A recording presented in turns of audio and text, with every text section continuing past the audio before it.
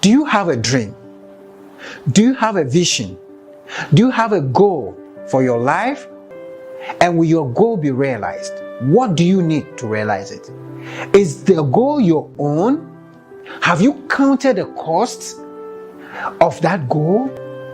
Do you know what you need to be able to achieve that goal? Do you really want to be successful at achieving that goal? My name is Samuel Ayim, CEO of the Center for Transformational Leadership in Africa, and I personally want to invite you to our upcoming masterclass, Put Your Dream to the Test. It's a set of questions that we're going to give you answers to ahead concerning your vision, your dream, so that you are sure that your vision and your dream will be achieved. Make a date with us and register, because it's going to give you the resources, the ideas, the tools that will ensure that your dreams don't remain as dreams, your goals don't remain as goals, but that they are achievable. Make a date with us, register now for our masterclass, and you will not regret it.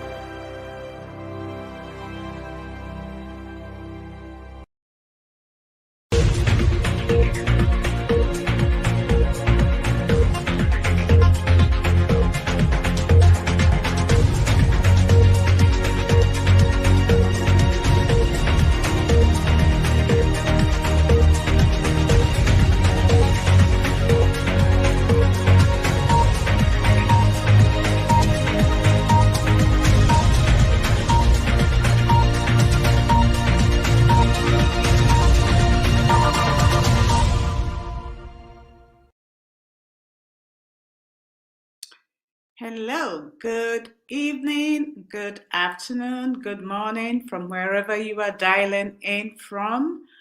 I can see Douglas Amwate is here with us. Good evening, Douglas, all the way from Tema. Okay, I am joining you from Geneva, Switzerland. So I will ask everyone who is joining us to put in your name and wherever you are joining us from.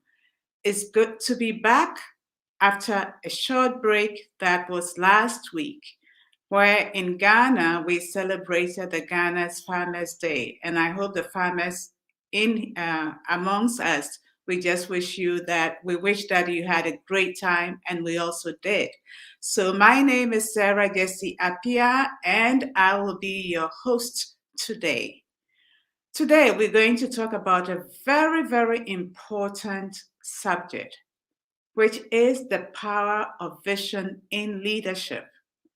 And we have no other than the normal host of this platform, Samuel Ayim, who is the CEO of CTL.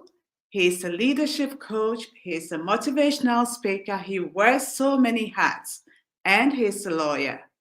But today he's going to share with us what he thinks leadership, the vision of leadership will be, and he's going to share with us concrete and relevant examples in our days and times. So, as the good book says, without a vision, the people perish. So vision is really key to leadership.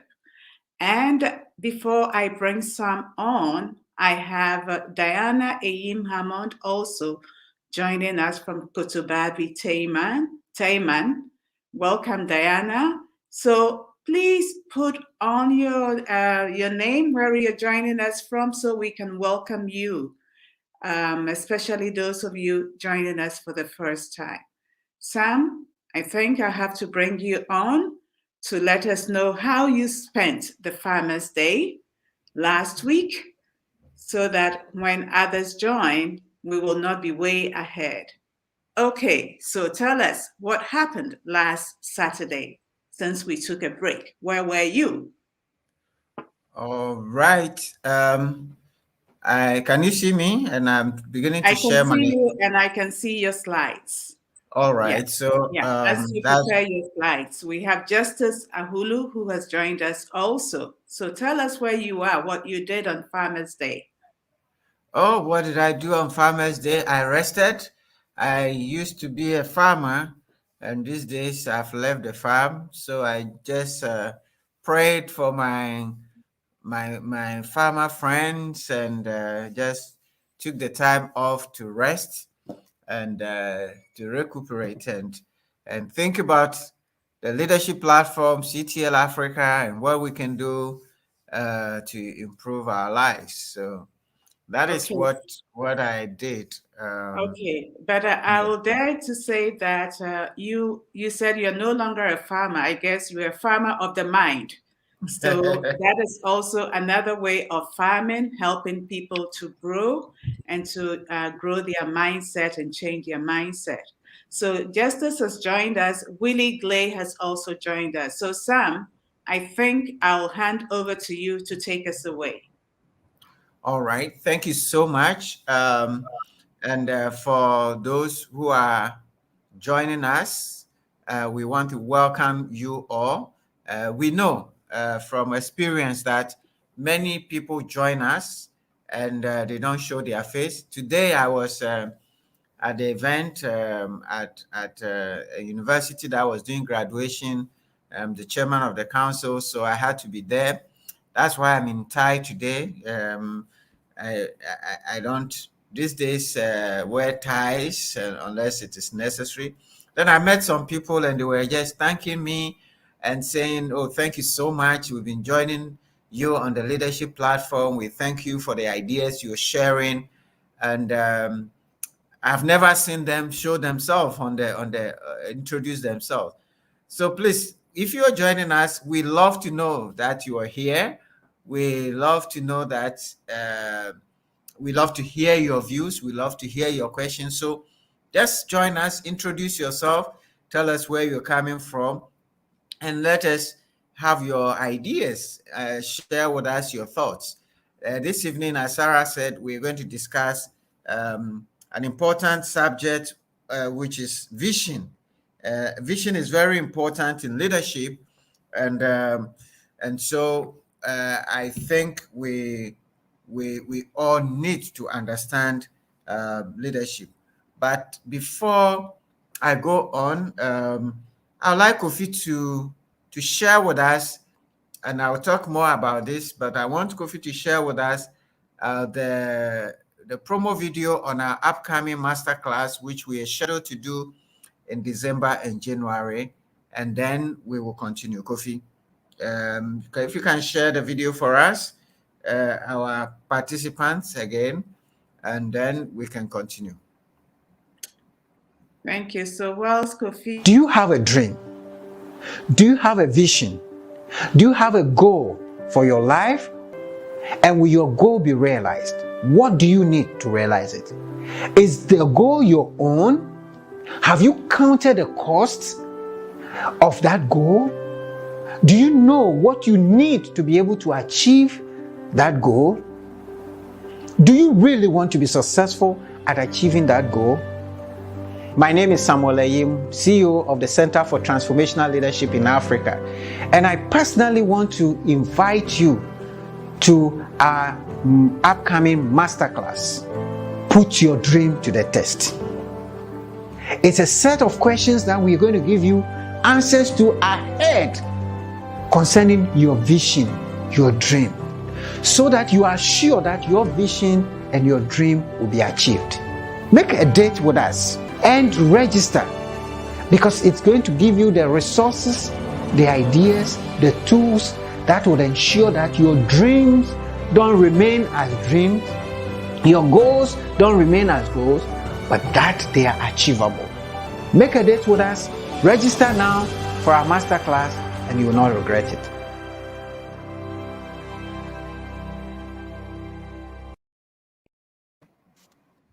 All right. Great. So Thank you. I hand you finally, I have to welcome Ebenezer Ni Ama, Sir Confidence Akaponi, and Fred Asari from the Village of Hope. Welcome to all of you. And Sam, take us away now. Thank you. Thank you so much, Sarah. All right. So I would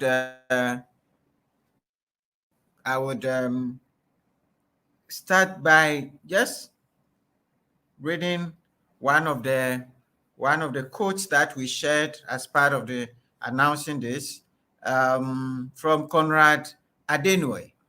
And he says, we all live under the same sky, but we don't have the same horizon.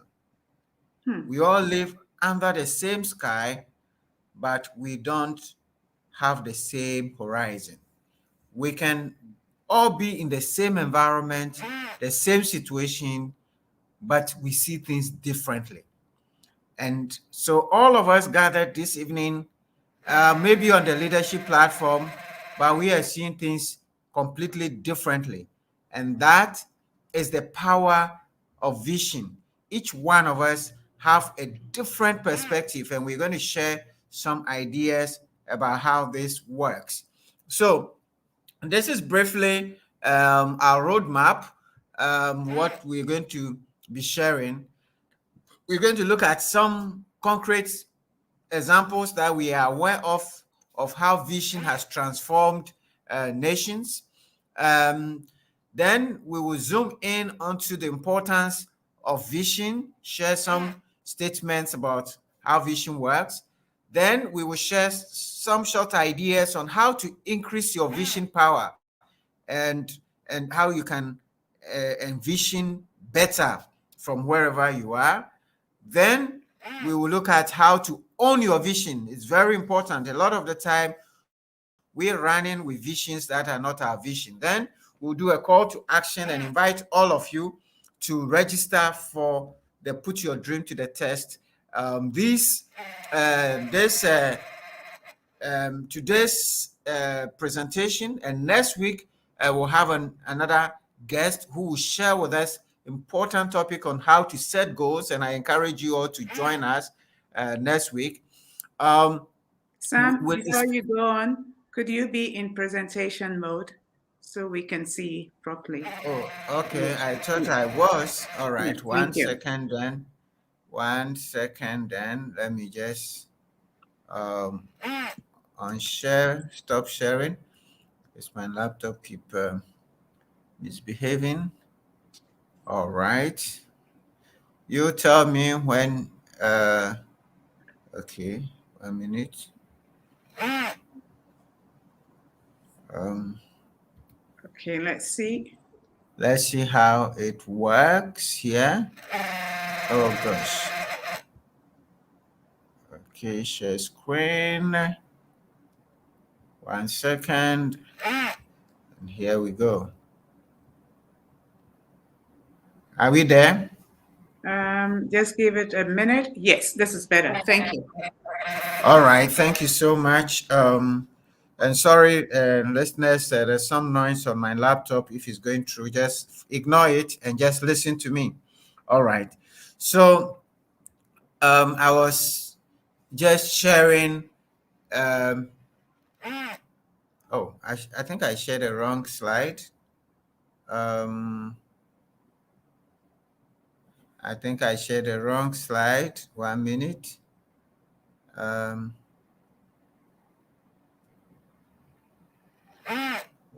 minute.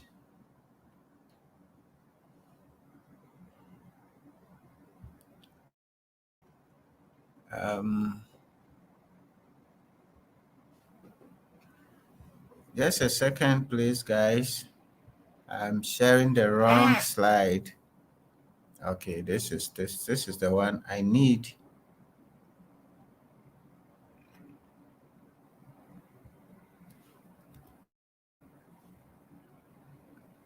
Um,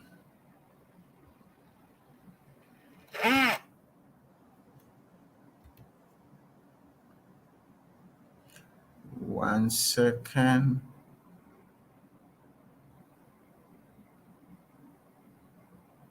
Okay, there.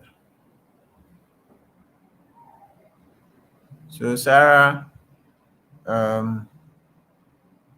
you will guide me if I get the right slide on. Voila. Sarah, is it okay now? Hello. Yes, perfect. It's perfect now. Yeah, thank you. I'm sorry. I shared the wrong slide. Okay, so this is our roadmap. All right. Now I want you to look at a couple of pictures with me. Now these are pictures of Dubai. I mean, you may not have visited Dubai, but today, because of internet, you can see, and a lot of people talk about Dubai. And I've been in Dubai a few times now. And when you listen to the history, this is a desert which has been transformed into the top tourist center of the world. It is always at the top of the destination for tourism. Now, look at these two pictures. The one at the top is how Dubai looked like 2005. In 2005, this is how the place looked like. And today, okay, so just do the numbers from 2005 to 2021. How many years? 16 years. And look at the picture down. That is what Dubai looks like today. All right. And there are several of these pictures you can pick on the internet. Look at this one again. This is Dubai 1991. It was basically a desert, nothing at all, 1991. By the year 2012, look down at the picture below. This is what Dubai looked like from 1991 to 2012. Again, you know, in a short space of time, this is what has been done. Now, how did this happen? And you have to read the book of My Vision of the leader of Dubai, sharing how this was done. And it is all because he says he sat down and then he just envisioned, and he decides that whatever I dream of, whatever I envision should be possible. If it can come into my mind, I should be able to do it. So there's some crazy ideas. You have the tallest building, they have an artificial sea that is being created. You have an artificial rivers. So many wonderful, wonderful things when you get to that place. It's because somebody just sat down and decided that this desert can become something else. Again, look at another picture. This time is Singapore. Yes. Sam, we are not seeing the slides. We just saw the first one. Oh, we didn't see the second slide. No. Can you see this one? No. We just see the one of 2005, and that's all. Wow. That's serious. Yeah. You may have to go off and then come in again with the slides. This serious. Okay. You saw the one for 2005? Yes, that's you can see this one. Yeah. You can see the this 1991 one we didn't see. Oh, okay. You didn't see this one? No. All right. I don't know what's going on with my slides then. It's crazy. Anyway, let me see the next one. Can you see this one? No, we can't see. We're still seeing the one for 2005. Okay, so it's not moving. Okay, so let me stop sharing. Yeah, and then reshare again. This is getting complicated today. All right, let me. Okay. What's going on here? All right, Shem.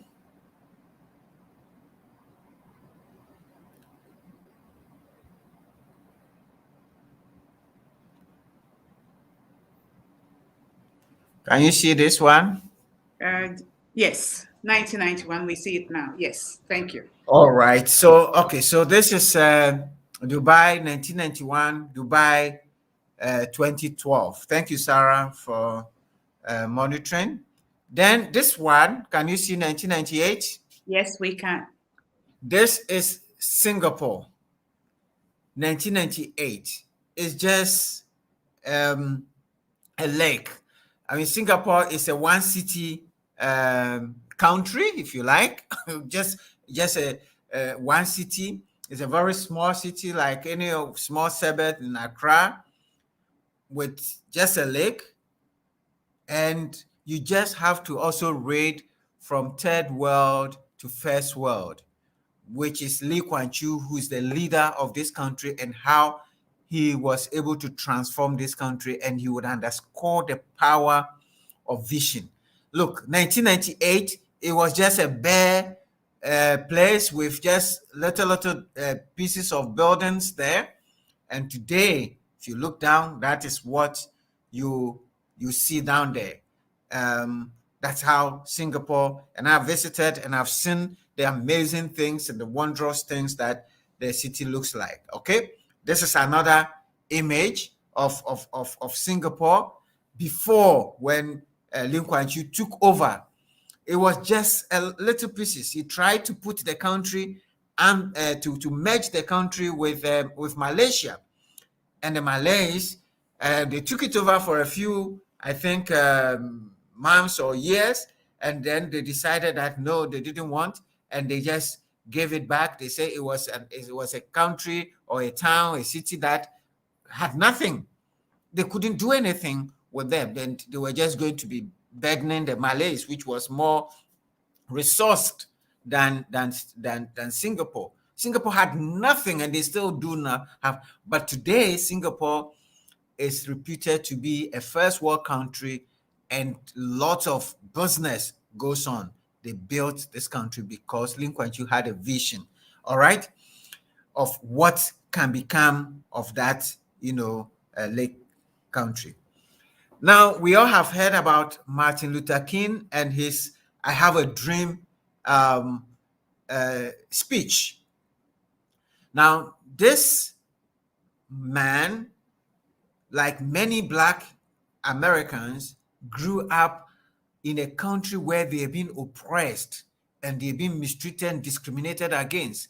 They could not even go to school with white people. They could not sit in the same train with white people. When they boarded the bus and a white man came, they had to give the place.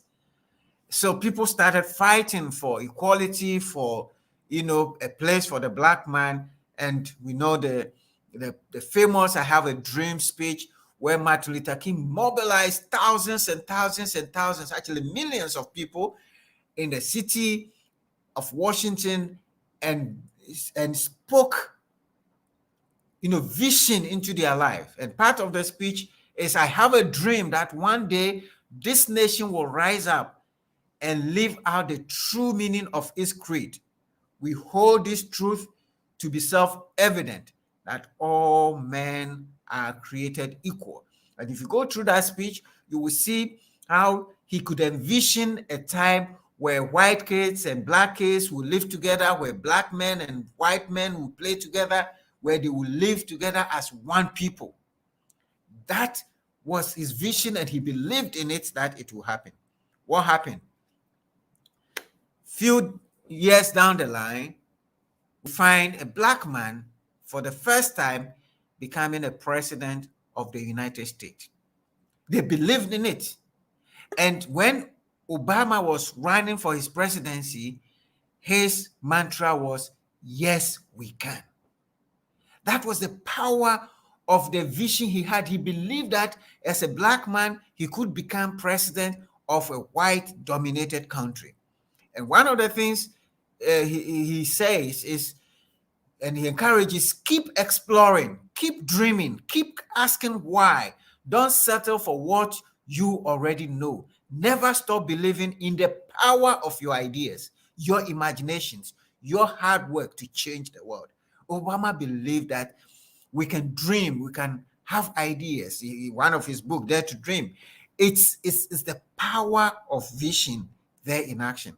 And this Kenyan boy, because his father is Kenyan and his mother is white American, rose to become the first Black president. Just a few years after, Martin Luther King had believed that a day was coming when Blacks and whites can be equal. At this point, the Black was even ruling the whole country. That is the power of vision, believing in it and working at it. So Obama will tell you, we choose hope over fear. We see the future not as something out of our control, but as something we can shape for the better through concerted and collective effort. So if you believe in the future, if you have hope that you can change your life, if you have hope that you can turn things around, if you can just dream it, it will happen. This is what we are talking about today. And that is the power that vision has. And in fact, vision is an indispensable quality in leadership. You cannot be a leader, you cannot lead people, you can't influence people if you don't have vision. We talk about Dubai, we talk about Singapore, we're talking about the United States of America. These are countries that we in Africa, and maybe some of us on this call, yearn to go. I mean, when I had a visit in Dubai, it was amazing. When I went to Singapore, it was great. And I was just watching and saying, what happened to us in Africa? Because we in Ghana had independence at the same time. In fact, we had independence before Singapore. We were all ruled by the British. Okay. And when Singapore had independence, Lee Kuan Yew came to Ghana to see Nkrumah, to understand what Nkrumah was doing, because at that time, Nkrumah was the talk of the world. With great vision, great ideas, and the things that he was doing, Lee Kuan Yew came here and came to talk to Nkrumah to understand what he's doing. But here we are, we know where we are, and we know where Singapore is. Every day we talk about it. And the difference is the vision that the two countries have been led with. Andy Stanley is an American evangelist, says, vision gives significance to the otherwise meaningless details of our lives. You see, there's things happening to you. You're getting sick. You're failing your exams. You are not able to achieve what you want to achieve. You lose money, and you apply for jobs, and nobody wants to take you. And it seems that nothing is working for you. But he says, vision, when you have a vision, every one of those little things happening in your life, you can put them in perspective. You can have meaning. Vision brings your world into focus. The things that are happening to you now, if you have a vision, it will bring them into focus. Vision brings order to chaos. A clear vision enables you to see everything differently. And I can tell you, when I was in secondary school, and I've said it on this platform, in Form 5, when I was about to write my O-level, my mother died. She was the pillar of our family. And the world seemed to have come to an end. But I believed in myself, and I said, I cannot continue in this village life with all the poverty around. And I believe that one day we're going to change, and I'm going to be able to transform the family life, and so on and so forth. It was a strong belief. I didn't know where it came from, and I didn't believe that poverty should be able to trap me. I was so firm on this. And today, by the grace of God, things are different. And I can go to help my people in the village and my brothers and sisters and so on and so forth. So vision brings your world into focus. Vision brings order in chaos. A clear vision enables you to see everything differently. And it is only when you don't have vision for tomorrow that you despair, that you get discouraged, and things look gloom all the time. That is where vision is. All right. So I want you to share with me in the chat, if you're listening to me. Do you see the world the same way you did 10 years ago or 20 years ago? If you see the world differently, what changed for you over the years, and how you see the world? What has changed in the last 20 years? We've looked at Dubai before and now. We've looked at Singapore before and now. We've looked at America. And we know that things changed. In your own life, 10 years ago, 20 years ago, how do you see the world? What has changed? And what has remained the same? Share your thoughts on how you are seeing this. And when we come to the Q&A, we'll share a few of them together. Do you see the world the same? How has your vision given you a roadmap for your development in the last 10 years and 20 years? Has it changed the way you see things? And how is it like? Share with us. All right. So now, let me share a few thoughts on leadership. John C. Maxwell says, if the leader doesn't see the vision, the people never will. If the leader doesn't see the vision, the people never will. The leader of Dubai, the leader of Singapore, the leaders of America, the leaders of the developed world, leaders of great businesses that we see around us, it is because they saw the vision. They saw the vision. And that is how people were able to see it. As John Maxwell will say, and we'll share a bit more of that later on, the leader must see more than the people, and the leader must see before the people. And that is vision. So when have you seen this occur in experience? And we've shared them before. We've seen Dubai, we've seen Singapore. That because their leaders saw the vision of what their countries can be, today they have a proud nation that the people are confident to call their own, and they are prepared to work for it. So, number one, truth statement about vision. What you can see determines what you can be. This is called the power of dual creation. Everything you see around you is created twice. It is first created in your mind, and then it is realized. Just take anything. You are maybe watching and listening to us from your laptop, or maybe you are watching and listening to us from your mobile phone, maybe many of you on your mobile phones. That device you have in your mind, in your hand, was first conceived and created in the mind. Somebody sat down and envisioned that you can have a device where you can speak to it, and somebody with another device out there can hear you. Somebody, you are joining us from Facebook, from YouTube. Those tools were first created in the mind of somebody. It's called the power of dual creation. Nothing can exist physically unless it is first created in the mind. And that is the place of vision. Okay? So what you can see determines what you can be. So what can you see for yourself? What kind of life can you see for yourself today, tomorrow? People, there are several types of people among us. And as we are watching, there are people who never see anything. They're just wanderers. They don't see anything in the future. The future is blank. Life is just what it is. And they don't see anything. I've been talking to a lot of young men these days, trying to find a solution, because when I see all the young people who are running after a few jobs and they are stumbling over each other at the International Conference Center and in the Kumasi Stadium, and they are just, desperate. And I talk to them, what do you want to be? What do you see your life to be?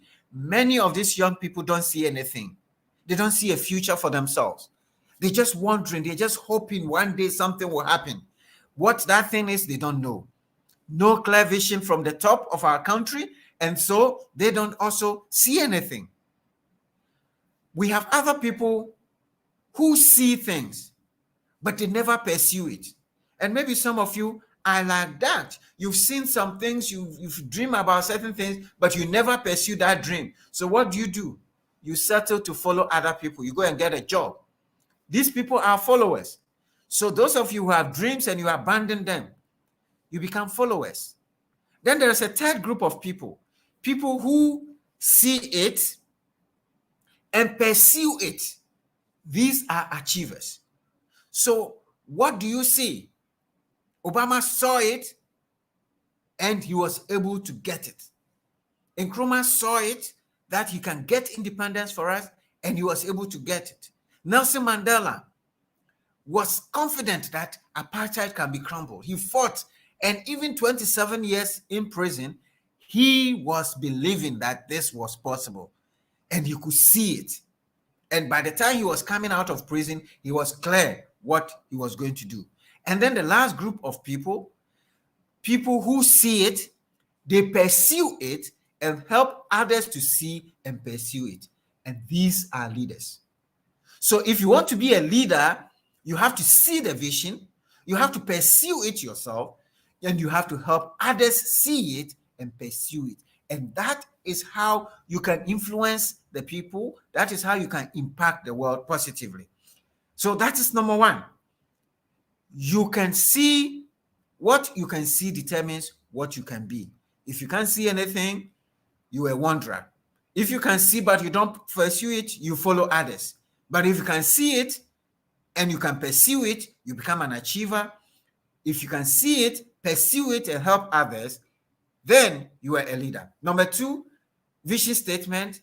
You see only what you are prepared to see. You see only what you are prepared to see. Now, when I read Lee Kuan Yew's book, From Third World to First World, he told a story of when he came to Africa. That time Ghana had gotten independence, Nigeria had independence. So he visited Nigeria and he came to Ghana. And he says when he came to Ghana, that was the time that the first Ghanaian has been appointed the Vice Chancellor of the University of Ghana. And before then, it was all white people. And everybody was jubilating that we have the first Black Ghanaian Vice Chancellor of the University of Ghana. So Lee Kuan Yew says he asked the question, what is the background of this Vice Chancellor? And he was told that he was a professor of linguistics or something like that. And he said to himself at that time, these people will find it difficult making it, because he says he saw our country and it was an agrarian country. We had natural resources, mineral resources. And he says the person who is appointed to head our university is a professor of linguistics.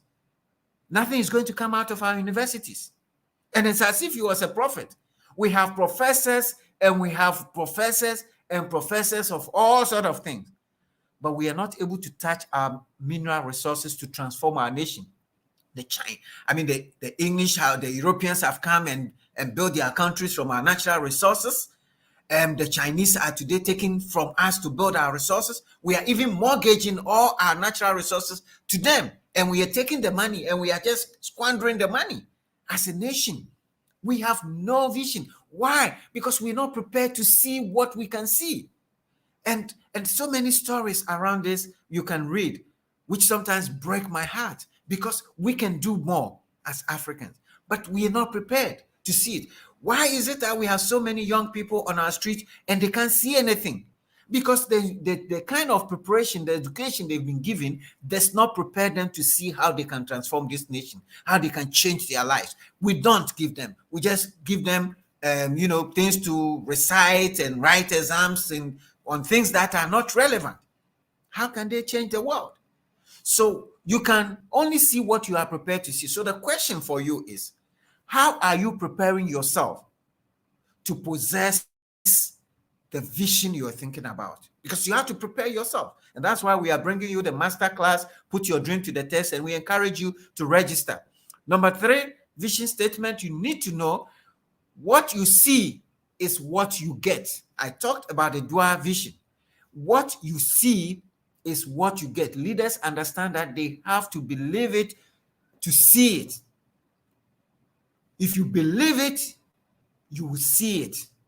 But most of us, we just want to see it before we believe it. And that is the problem. We are like Thomas. We just want to see it before we believe it. But what you see is what you can get. You have to see before you can get it. your mind size, your imagination must be very creative. So my question for you is, what do you believe the future holds for you? Do you believe that things are going to be good? Do you believe you can transform your life?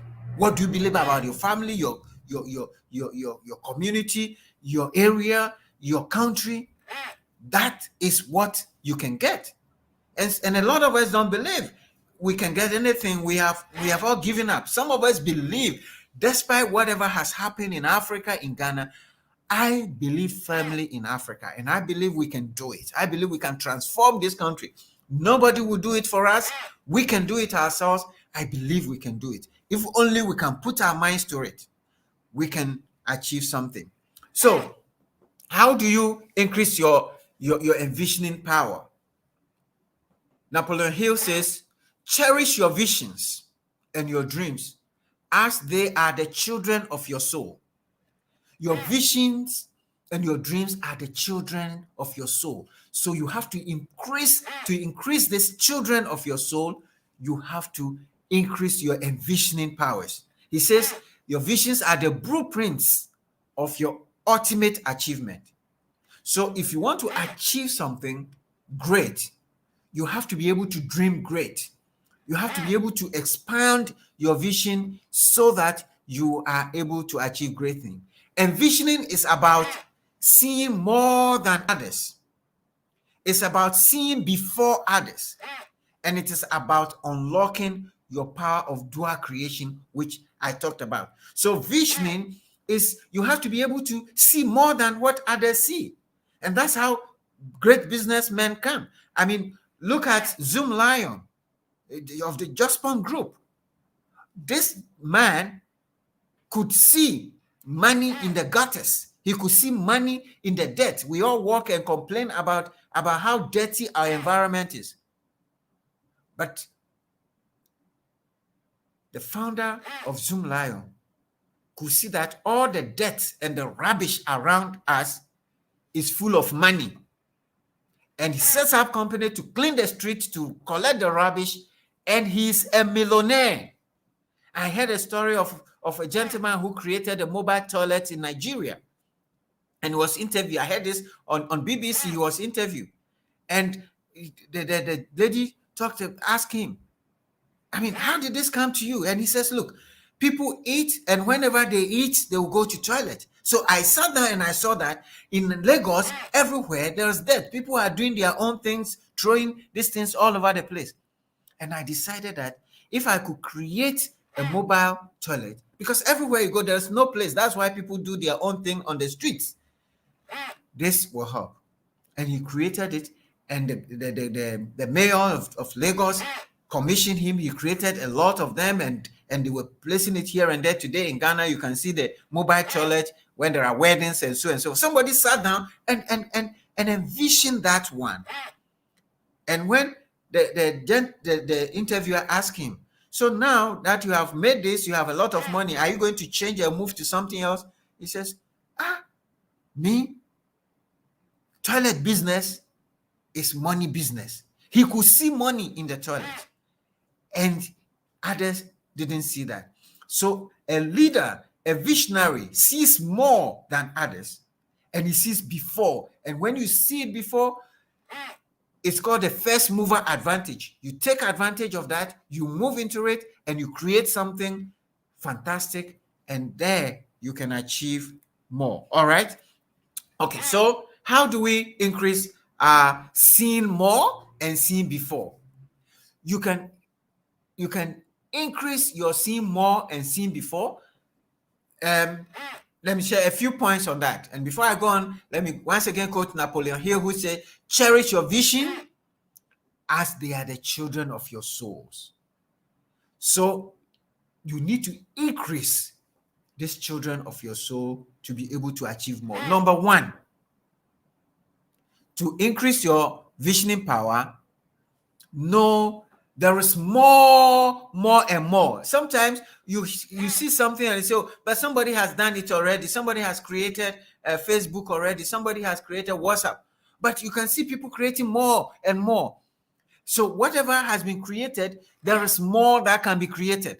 So you can see more of more and before. You can see more visions that are out there. There is so much.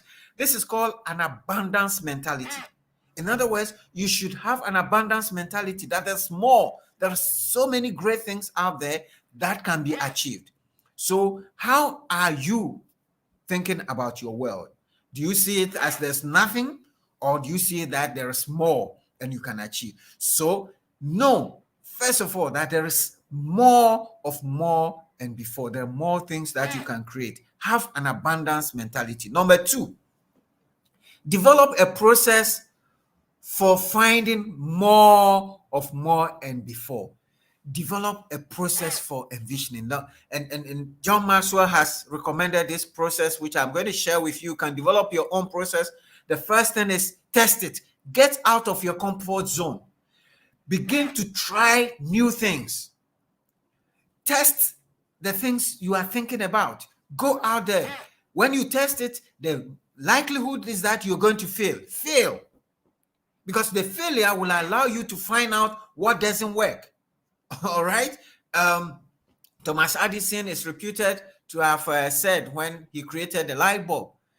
The story is that there's different versions that he created. He did several times, 1,000 times. He did it 999 times, and he succeeded only on the 1,000th time. And when people ask him how he continued, he says now he knows 999 times how not to make a bulb. So when you fail, you know what doesn't work, and you will go on, you push that aside, and you go on. Number three, learn from that process. You have to have a teachable spirit. When you make mistakes, learn from it. You would by all means make mistakes. Learn from it, be humble enough, and pick up the pieces and move on. That way, you can move to the next level, improve. As a leader, you need to continually ask yourself, am I getting better? So wherever you are, some of us have just gotten the destination disease. We are complacent. Wherever we are happy with that. No. Then start the whole process again. Test, fail, learn, improve, re-enter, start again. That is how great leaders create more vision and more vision and more vision. Number 3 point, spend time with people who inspire you to see more and before. Spend time with people. It is reputed to have said, it is said that you are the sum of the 5 people closest to you. What is the environment you are in? Who are the people you chat with on Facebook? Who are the people you spend your time with? Please focus on that. Number 4, ask questions. That will help you increase your vision power. Ask questions. Questions allow us to know people. When we meet them, ask them questions, how they made it. What were the problems? What were the successes? How they were able to sustain it. Questions also open the door for exchange of ideas. Be curious about how people have done it. So how are you asking questions? A lot of the time we assume so many things and we don't move on. So ask questions. That's number 4. And number 5, finally, intentionally grow every day to increase your capacity for more and before. Intentionally grow. Ladies and gentlemen, a lot of us have stopped learning. We are not growing. We are not doing anything. We are offering you courses, even these free courses. When we share it, people don't want to participate. And we are sharing you, we are giving you more courses. The growth journey is running. So many people are enjoying, they are growing. And now we are bringing you the put your dream to the test. I'm going to see how many of you are going to sign up, because these things that I'm sharing with you are just teasers. We're going to spend 9 good hours together, and we're going to take your dream and we're going to help you to transform that dream and to make you believe that you can do it, help you take the steps to be able to achieve it. Steve Jobs has said, if you are working on something exciting that you really care about, you don't have to be pushed. The vision pulls you. So what are you working on? What are you doing today? How is your vision pulling you into the future? That is my question. The last thought I'm going to share with you is this. You have to own your vision. It has to be yours. And how do you own your vision? Because so many, and when you join the leadership platform, we'll talk a bit more about owning your vision and how to do it. Okay, but don't run with somebody's vision. Now, I believe most of us have heard the story about David and Goliath. When David came to see the army being terrorized by Goliath, and he went to see Saul and offered to go and fight Goliath, Saul even didn't believe him. His brothers didn't believe him, but he believed that he could do it. He had that power within himself. He knew he could do it. Then Saul says, well, if you're going to do it, let me put you on my, armory, my war cloth. So David tried it on, and he told the king, no, I cannot. This thing is too much for me. That is not how I fight. That is David owning his own vision. He had his vision and how to do it. Okay, so look within you. Look within you. That is where you can find your vision. Your vision is, yes, there may be some things around you, but first look within you. What are you feeling? Number 2, look behind you. What have you learned? Look within you. How are you feeling? What are you feeling? Look behind you. Look at your history. What have you learned in your past? What experiences do you have? That will help you. Look around you. What is happening? A lot of the great visionaries get their vision from what is around them. Martin Luther King did that. What is happening around you? That would help you get your vision. Again, look above you. What does God expect from you? What does God expect from you? It's very, very important that whatever vision you have a higher purpose. It's not selfish. It's not that about you. And finally, look ahead. What is the big picture? What is the big picture of what you are dreaming about? What do you want to change? What do you want to transform? All right. So this is my presentation, Sarah. And what I'm going to encourage you that we're going to delve into your vision into a bit more detail in the masterclass that is coming on. And so I encourage you to register for the masterclass as Kofi shares with us once again, for those who join late, the video on Put Your Dream to the Test. And Sarah, that is my presentation. Thank you very much. And thank you for listening. Kofi, share with us Do you have a dream? video. Do you have a vision? Do you have a goal for your life? And will your goal be realized? What do you need to realize it? Is the goal your own? Have you counted the costs of that goal? Do you know what you need to be able to achieve that goal? Do you really want to be successful at achieving that goal? My name is Samuel Ayim, CEO of the Center for Transformational Leadership in Africa, and I personally want to invite you to our upcoming masterclass, Put Your Dream to the Test. It's a set of questions that we're going to give you answers to ahead concerning your vision, your dream, so that you are sure that your vision and your dream will be achieved. Make a date with us and register, because it's going to give you the resources, the ideas, the tools that will ensure that your dreams don't remain as dreams, your goals don't remain as goals, but that they are achievable.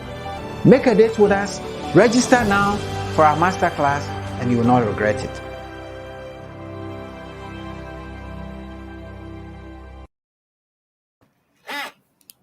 Thank you very much, Kofi. And I encourage everybody, the link is shared. Please go ahead and register. We have different groups, and so register. We have given you 3 date options: a date in December, a date, 2 dates in January, where you can choose any of the 3 dates, and then we would have different groups, and we'll have the groups in smaller groups so that we can share your dreams and help you shape your dream, and be sure that at the end of that masterclass, you can go and transform your life and move to your next level of your dream. Sarah, thank you very much. Over to you. Thank you so much, Sam. These are really, really piercing questions. And definitely, I believe we have lots of contributions on the chat. Let me see. You did ask us to look at our lives 10 years before and 20 years before, and where are we now? So I had a few people who really contributed. Let's see. Cynthia says things have improved over the years by the grace of God and by dint of hard work. And Douglas says the world is changing faster with great minds and technology. All right, so we got 2 people giving us comments on that. What about the others? We have so many people on the call. Let's hear from you. And also what Sam has shared with us. There are lots of nuggets. Let me see from you or hear from you. What are your takeaways? Things that have stayed with you, or comments that you want Sam to shed more light on. Let me see if anything is coming. Cynthia says, wow, very, very insightful, Sam. God bless you. Ebenezer is also joining us from Reading in the UK. Good evening to you, Ebenezer. So, participants on the leadership platform, we are all leaders. Let's hear your views. Let's hear your comments. Let's hear your takeaways, and also let's have your questions.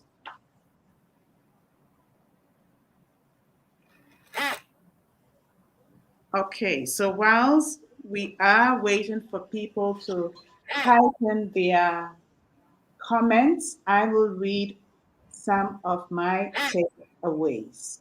What I really loved is the 5 pointers that you gave to us, Sam, to owning my vision, to look within me, to look behind me, to look around me, to look above me, and to look ahead.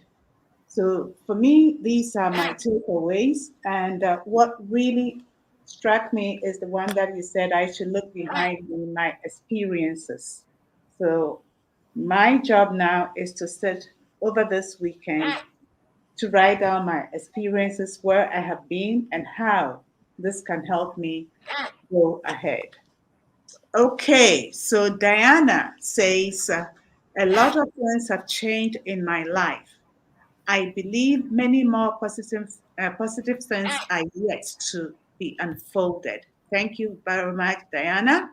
Now, Emmanuel Adentri says, Junior from Santa Maria, my first time, Mr. Sam, God bless you. Thank you so much for spending your Saturday with us, Emmanuel, and great to have you here.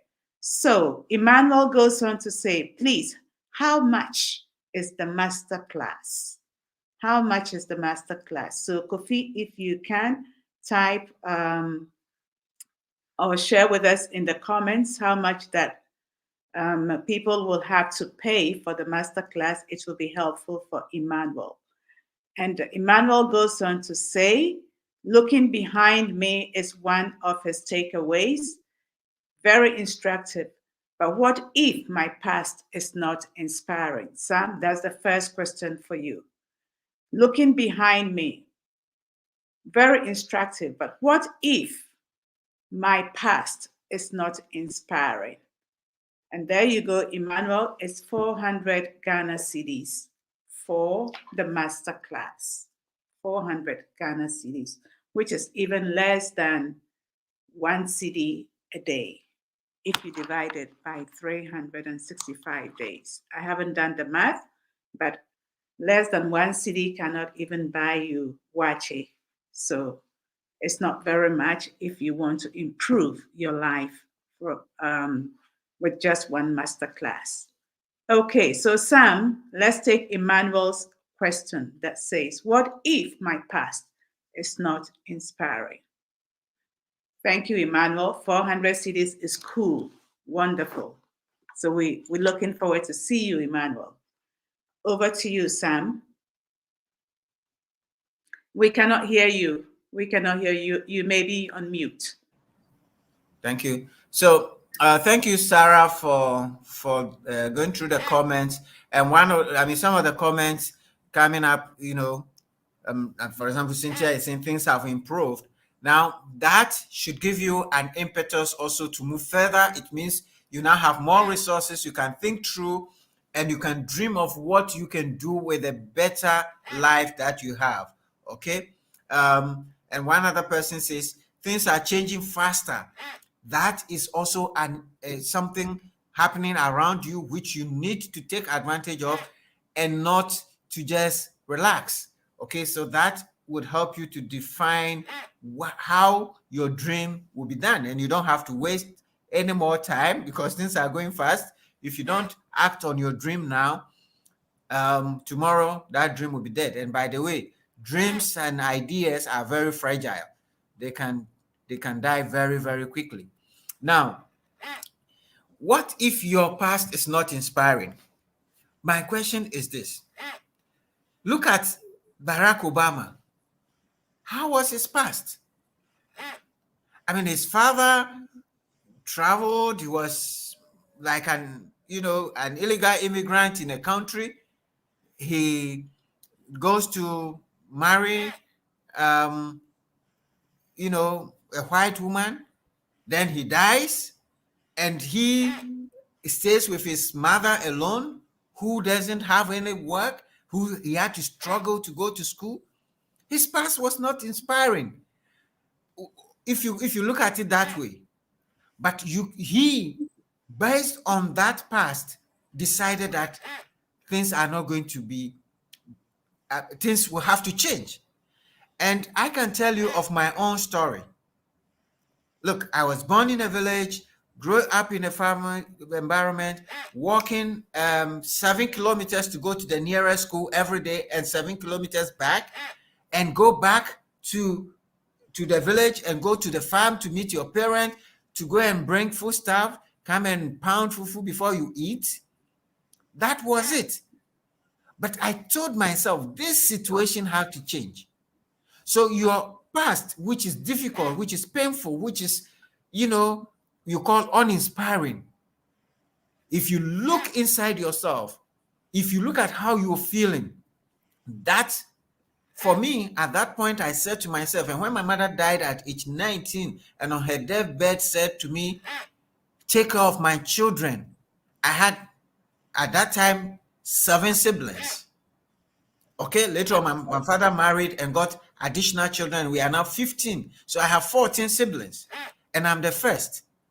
And when my mother died, 1983, there was nothing to show that things are going to be well, because Ghana was in famine, there was crisis, there was, bushfires everywhere, no food. And that woman was the one who took care of us. My brothers and sisters had to be scattered among relatives. And I said to myself, looking at what was going on, I could have given up and said, well, let me just give up. But I said to myself, this is not going to be. I can see in the future, if I push a bit more, if I work harder, things will change. And I so believed in that. And that is what, by the grace of God, happened. And today, I'm looking at all that is going on around us, and I'm looking at the young people and the desperation in Africa, And I still believe that this continent, we can change it. We can change it by transforming minds. And that is why we are doing this at this place.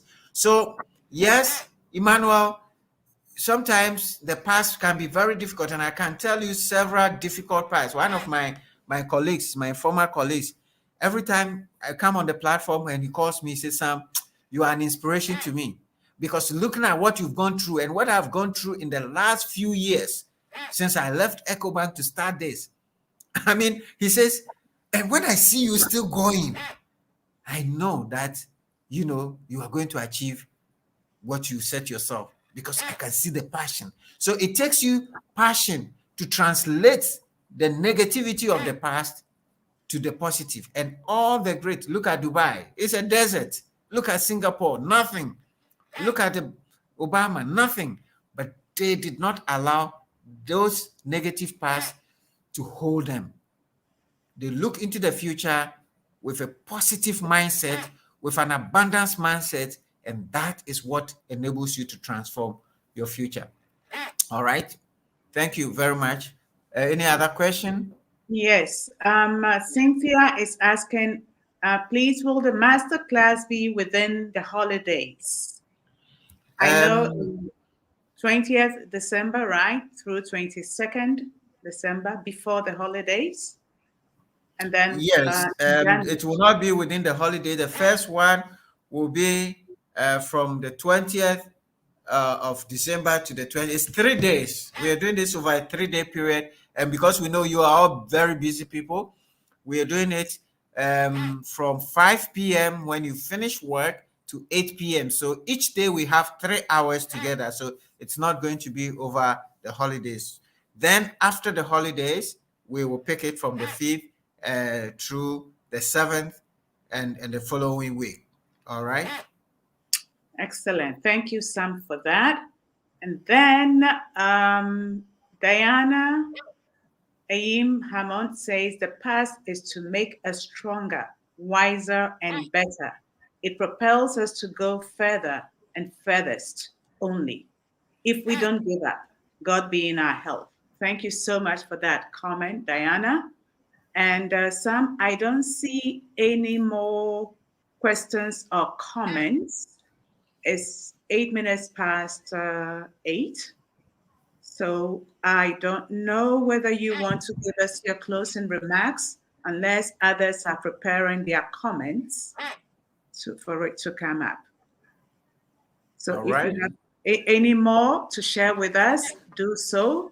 And if not, we'll call it an evening. Sarah, Emmanuel says he's got another question. Okay, Emmanuel, we're waiting for your question.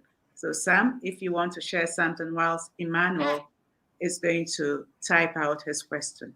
That's fine. That's fine. I think the thing about owning your dream is very, very important, because you will never achieve your dream if you don't own it. Okay? Because you can't. A lot of us, especially parents, are pushing our dreams and our visions of what our children should be. And some of us have taken on those dreams of our parents and we are running with them. And I've seen so many people, somebody go through medical school and he doesn't want to be a doctor. Okay? So you can't leave somebody's dream. It has to be your own dream. Okay? And as a leader, you will not be able to get others to buy into a vision you do not own. So if you don't own that vision, how will you sell it to others? So you have to own your vision. You have to own your dream. It doesn't mean that you cannot pick ideas from other people, but it has to be your own. And run with it, sell it, and get others on board. And by the way, selling your dream, people don't have to believe in your dream. The most important thing is that you have to believe in it. If you believe in it, forget about what people say about it. If they don't believe in you, no problem. No problem. All right. Okay. Okay, Emmanuel's question is ready. He says, please, vision is important. What is the difference between personal vision and God-given vision? What is the difference between personal vision and God-given vision? Over to you, Sam. All right. Thank you. Um, if we understand how to own your vision, you would realize that there is a merging of the two. Now, initially, when you look within yourself and look around you and you decide what is going on, what has happened, and you see that this is what needs to be done, this is what needs to be changed. You are also looking, as we say, looking above. You cannot develop a personal vision which is not in line with what God wants you to be. It has to be in line with your purpose. And your purpose is also determined by the resources and the gifts that God has given to you. So if you are applying your gifts and the resources, and in fact, even your environment where God puts you there, those of us who have been put here in Africa with all the problems here, and I tell people all the time, this is our God-given environment. God has put us here so we can transform this place. So it is our God-given challenge. So wherever you find yourself, if you believe in God and what you are doing is in line with the purpose of God, is in line with the word of God, is in line with a higher purpose of transforming others, and it's not selfish, that is God-given. But if it's just something to just benefit you and only you, then you can probably call that a purely personal dream. All right. So I hope that helps, Emmanuel. Thank you, Sam, for that. We'll see what Emmanuel says. And Diana says your personal vision should align with God's purpose for you. Thank you, Absolutely. Diana. Yeah, Absolutely. wonderful. So, Sam, your closing remarks, your pattern message. What do you want to underline for us so we do not forget this important lesson of the power of vision in leadership? Now, I want to end with a quote from Winston Churchill. Before you can inspire with emotion, you must be swamped with it yourself. Before you can move their tears, your own must flow. To convince them, you must yourself believe. Now, as a leader, before you can inspire emotion within people, you yourself must be swamped with that emotion yourself. Before you can move people to tears, your own must flow. You must really feel it. Before you can convince people, you yourself must believe it. So, as leaders, we want to transform the world. We want to influence the world. We must believe in what we want to do. We must be persuaded with what we want to do. It is then and only then that we can make the impact that is required. So if it's a vision that you don't believe in it, that you don't trust in it, that you're not sold onto, there is no way you're going to sell, you're not going to make it. So my words, my closing remarks to everybody: vision have power. Visions have power. But you yourself must be sold on. You see, because people who are coming to you, they must first believe in you. They must see what you believe in, and they must believe that you believe it. They don't initially have to believe in your vision. or what you're telling them. They just have to know and believe that you believe in what you're telling them. As John Maxwell says in one of the laws of leadership, people buy into the leader first before they buy into the vision. So you yourself must own the vision. You must develop the character to execute the vision. You must be seen to be working that vision, walking the talk. And when people can see you driving that vision with all passion, with all emotion, with the confidence, with the tears in your eyes, with the emotion in your heart, and believe and faith in that vision, they buy into you, and then they'll buy into the vision. So that would be my encouragement. Believe in what you want to achieve. Believe in your vision. Even if others don't believe in it, it doesn't matter. I believe that millions of people did not believe in the dream of Martin Luther King. I believe that millions of people did not believe Obama when he said he wanted to be president of the United States. But that didn't matter. What mattered was Obama believed that, yes, we can. So, yes, we can. Believe in your dreams and they will come to pass. Thank you very much for your time and have a very good evening. Whatever your dreams are, register onto the Put Your Dream to the Test masterclass and come with your dream prepared, and we will help you go through what you need to do to get those dreams transformed. It's only 400 Ghana cedis, and there are 3 different time slots that you can hook onto. We've shared a flyer, and I will share it again for you to register. God be with you all and have a very good evening. Thank you, Sam. Thank you. Thank you so much, Sam. This has been a really good time, well spent on a Saturday evening. And to our participants and viewers, we just want to say we appreciate you for spending your Saturday with us to learn and to share with us your comments and questions. So next week, same time, we'll be back with another topic on goal setting and how you can achieve your goals.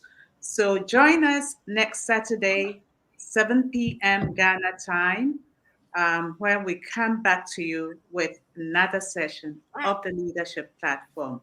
Good night and God bless you all. Bye-bye. Do you have a dream? Do you have a vision? Do you have a goal for your life? And will your goal be realized? What do you need to realize it? Is the goal your own? Have you counted the costs of that goal? Do you know what you need to be able to achieve that goal? Do you really want to be successful at achieving that goal? My name is Samuel Ayim, CEO of the Center for Transformational Leadership in Africa, and I personally want to invite you to our upcoming masterclass, Put Your Dream to the Test. It's a set of questions that we're going to give you answers to ahead concerning your vision, your dream, so that you are sure that your vision and your dream will be achieved. Make a date with us and register, because it's going to give you the resources, the ideas, the tools that will ensure that your dreams don't remain as dreams, your goals don't remain as goals, but that they are achievable. Make a date with us, register now for our masterclass, and you will not regret it.